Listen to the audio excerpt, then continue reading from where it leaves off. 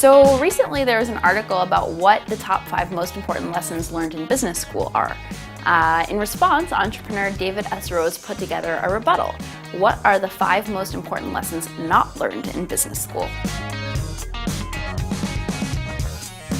So the first was personal integrity is all. There are courses in business ethics, obviously, in all business schools. They generally deal with larger corporate, strategic, and tactical issues. But what we're talking about here is more personal ethics, which turn out to be like the single most important thing affecting a person's career. The second was people are absolutely key.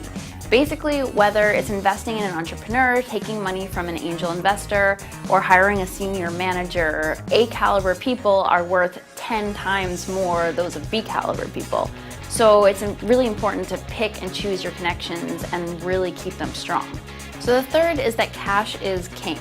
Lots of time is spent in business school looking at cash flow statements and analysis, but typically from a larger corporate perspective. But the one lesson that one way or the other gets seared into the brain of every single entrepreneur is that the presence or absence of cash is completely deterministic for a business. The fourth tip is to keep everything in perspective. Bad stuff happens in every company, in every field, to every person. When you're young and starting out, it can seem like every setback is the end of the world. The more experience one has, the more one realizes that really nothing is permanent. And perspective helps make it easier to not sweat the small stuff as much. Final tip is that technology is changing exponentially. So you can't ignore it. It might be frustrating to have to constantly update software and learn new programs and new ways of business, but it's just the way it has to be done. I mean, it affects every business today, and you have to acknowledge it or your business won't survive.